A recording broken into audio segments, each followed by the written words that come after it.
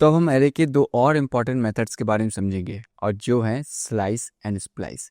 अब दोनों के नाम सुनने में सिमिलर लगते हैं लेकिन दोनों काम बहुत अलग करते हैं। चलो स्टेप बाय स्टेप इनके बारे में समझते हैं। सबसे पहले हमारे पास है स्लाइस मेथड। अब नाम सुन के समझ में आ रहा है, स्लाइस यानी कि एक टुकड़ा, यानी कि एक पीस।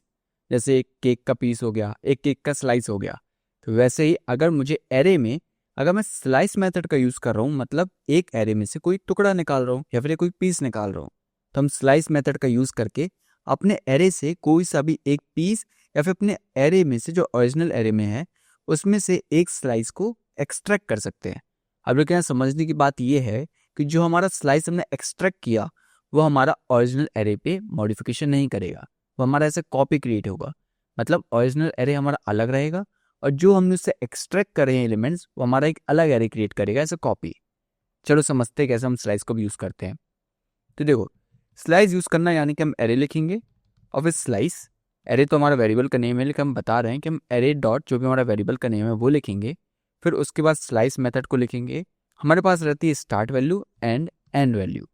तो स्टार्ट और एंड वैल्यू से ही हम अपने एरे में से वैल्यू को एक्सट्रैक्ट करते हैं। अब जो स्टार्ट वैल्यू होती है ना, जो वो इंक्लूसिव रहती है, यानी कि हमारी जो स्टार्टिंग की वैल्यू होगी वो इंक्लूड करेंगे हम, लेकिन जो हमारे पास एंड वैल्यू होगी वो एक्सक्लूसिव होगी, उसको हम इंक्लूड नहीं करेंगे।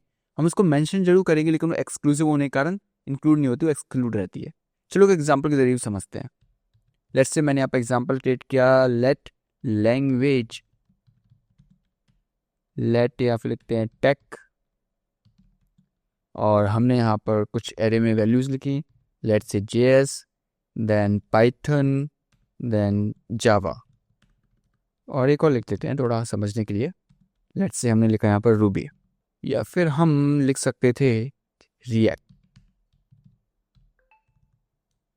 तो अगर मुझे इसमें से निकालना है तो हम सिंपल क्या लिखेंगे, टेक जो हमारा वेरिएबल का नेम है, फिर स्लाइस, और फिर उसमें समझेंगे स्टार्टिंग वैल्यू, मतलब यानी कि स्टार्टिंग इंडेक्स हमें चाहिए यहाँ पर पाइथन से। तो हम यहाँ पर लिखेंगे 1 क्योंकि पाइथन हमारा फर्स्ट इंडेक्स पे है।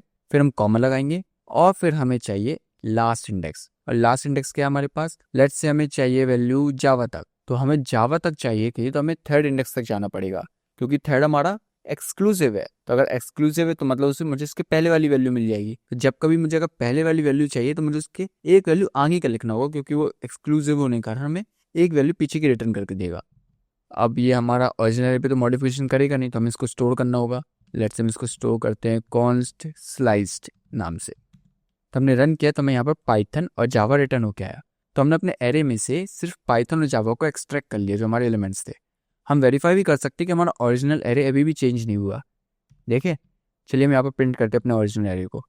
हमारा ओरिजिनल एरे टेक वेरिएबल के अंदर था तो उसको प्रिंट भी करेंगे, और जब हम फाइल को वापस रन करेंगे तो हमें देखने को मिल रहा है कि हमारा ओरिजिनल एरे के अंदर अभी वो सारे एलिमेंट्स थे जो हमारे पास पहले से थे। तो हमने यहाँ पर सिर्फ एक्सट्रैक्ट किया है, कॉपी क्रिएट की है। तो इस वजह से हम स्लाइस मेथड का यूज कर सकते हैं। सिर्फ हमें स्टार्टिंग और एंडिंग वैल्यू देनी है जिसमें स्टार्टिंग हमारा इंक्लूसिव है और एंडिंग हमारा एक्सक्लूसिव है। अब जो हमारे पास अगला है वो हमारे पास है स्प्लाइस।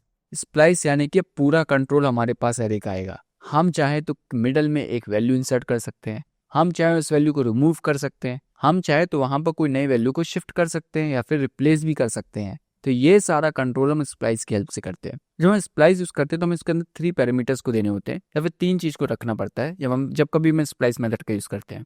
तो स्प्लाइस कभी देख लेते हैं, हम लिखते हैं एरे डॉट स्प्लाइस, फिर इसके बाद हम लिखते हैं स्टार्टिंग इंडेक्स, फिर हम उसके बाद लिखते हैं डिलीट, जो हमारे पास डिलीट की वैल्यू होगी, मतलब कहाँ तक डिलीट करना है, और फिर कौन कौन से आइटम हमें ऐड करने हैं वो हम लिखते हैं। लेट्स से हमें आइटम 1, आइटम 2, ऐसे करके हम जो भी आइटम्स ऐड करने हैं हम यहाँ लिखते हैं। तो इस वजह से हम स्प्लाइस को यूज़ करते हैं।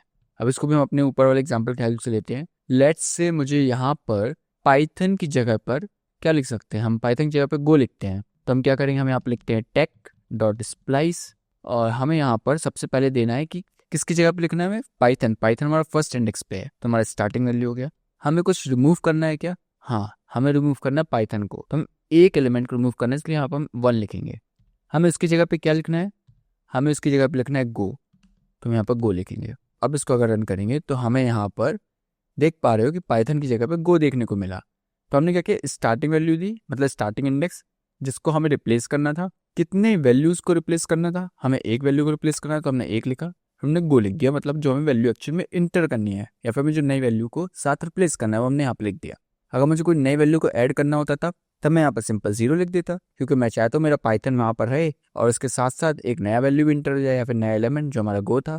अब हम अगर रन करेंगे तब देख पा रहे हैं कि हमारे पास फर्स्ट इंडेक्स पे यहाँ पर गो आ गया। तो यहाँ पर हमने पाइथन को डिलीट नहीं किया बल्कि हमने एक नया एलिमेंट को ऐड कर दिया। तो हम क्या कर सकते थे, हमने ऐड भी कर दिया, हमने रिप्लेस भी कर दिया। अब रिमूव करके भी देखते हैं। अब रिमूव करना है मतलब ऐड वाला तो आएगा नहीं हमारा थ्रेड, इसको नहीं रखेंगे हम। हमें फर्स्ट इंडेक्स से कि मतलब हमने फर्स्ट इंडेक्स से स्टार्ट किया जो पाइथन था, और वहां से हमने क्या किया, हमें 2 वैल्यूज रिमूव करनी, तो हमने इन दोनों को रिमूव कर दिया। और अगर अब हम इसको रन करेंगे तो हमारे पास सिर्फ जावास्क्रिप्ट और रिएक्ट आया। हमने फर्स्ट इंडेक्स से चालू किया और बोल दिया हमें 2 एलिमेंट्स रिमूव करने हैं, तो 1 और 2 एलिमेंट्स रिमूव हो गए। तो हमारे पास सिर्फ क्या बचा, जावास्क्रिप्ट और रिएक्ट, वो हमें रिटर्न होके मिल गया। तो इस वजह से हमने स्प्लाइस मेथड का भी यूज कर लिया। तो देखा कितना सिंपल था। स्लाइस और स्प्लाइस सुनने में जरूर सिमिलर थे, लेकिन दोनों का काम अलग अलग था और बहुत इंपॉर्टेंट थे। ये हमारे एरे में बहुत ज्यादा यूज होते हैं। तो जब कभी भी हमें ओरिजिनल एरे को बिना चेंज करे या फिर बिना मॉडिफाई करे उसको अगर एक्सट्रैक्ट करनी कोई वैल्यू, तब हम स्लाइस का यूज करेंगे। या फिर हम अपने ओरिजिनल एरे में ही मॉडिफिकेशन करने हैं,